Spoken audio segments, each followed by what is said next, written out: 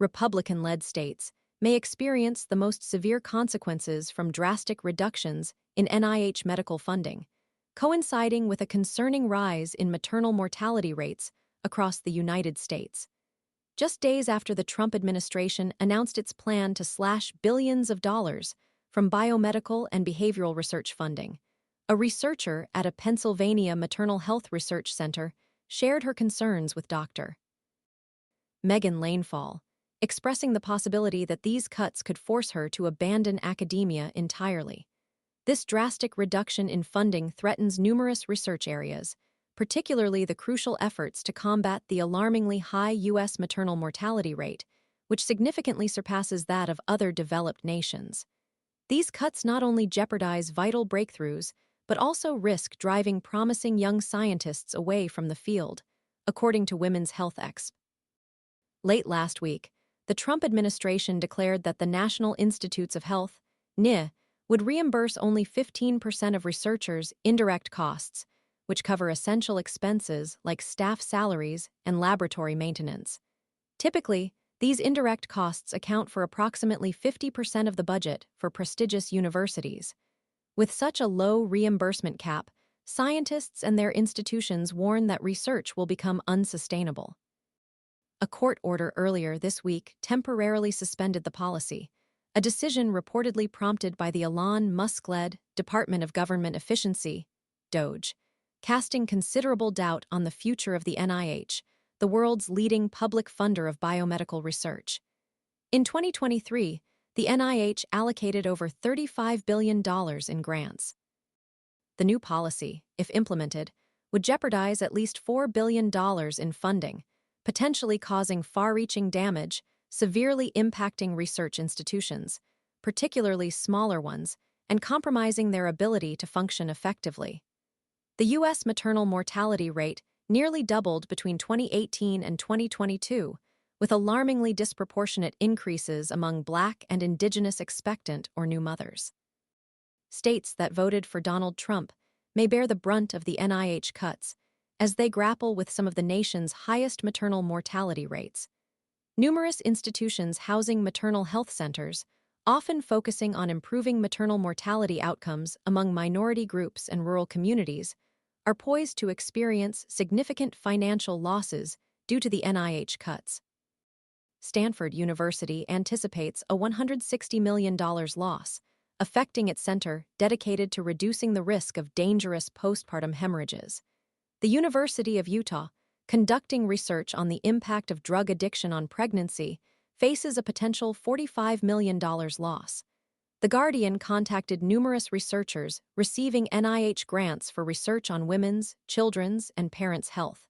Many declined to comment, citing the One Missouri-based scientist wrote in an email, expressing the widespread sentiment, "I'm honestly not sure what to say, as most of my colleagues were taken off guard, and it's unclear how this will play out now that the courts are involved." While Republicans have generally expressed support for Musk's involvement in the government in recent weeks, some members of Congress voiced concerns about the NIH cuts.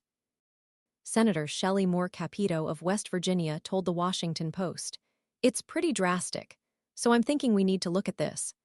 Alabama Senator Katie Britt stated her intention to collaborate with Robert F. Kennedy, Jr., the new head of the Department of Health and Human Services, to address the impact, stating to AL.com, "A smart, targeted approach is needed in order to not hinder life-saving, groundbreaking research at high-achieving institutions." One of the agencies supporting maternal health centers is the NIS Office of Research on Women's Health, whose website has been significantly altered by the Trump administration's recent widespread purges of government websites. Links to pages on funding opportunities, research programs, and support for women in biomedical careers have all disappeared. A researcher, Johnson, expressing the widespread unease within the scientific community, stated, "It is a scary time to be a scientist in the United States," citing concerns about reports of efforts at the National Science Foundation, a sister agency of the NIH, to scrutinize projects containing terms like women, disability, and underrepresented. Johnson added, "All of a sudden, we're working in a world where we're not sure we're going to be allowed to say what the a federal judge subsequently ordered Trump to suspend the cuts, citing in the court order that implementing them would cause immediate and irreparable injury. A hearing is scheduled for February 21st, but Trump's compliance remains uncertain. While the administration is legally obligated to comply with court orders, a federal judge ruled in another case this week that Trump had defied an order to halt a separate freeze in federal funding.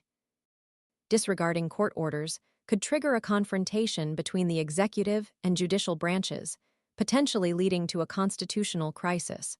Regardless of the ultimate fate of NIH grants, Lanefall believes the Trump administration's actions have already inflicted damage on the scientific community.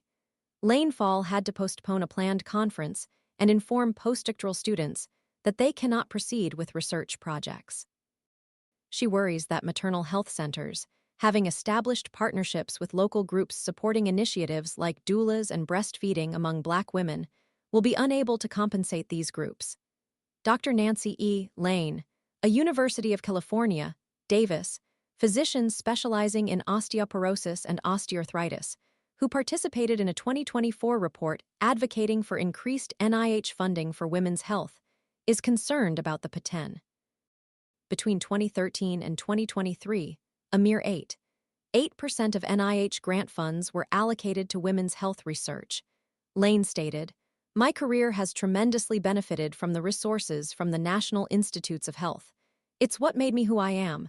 How much will the current generation put up with this before they'll just throw their hands up?"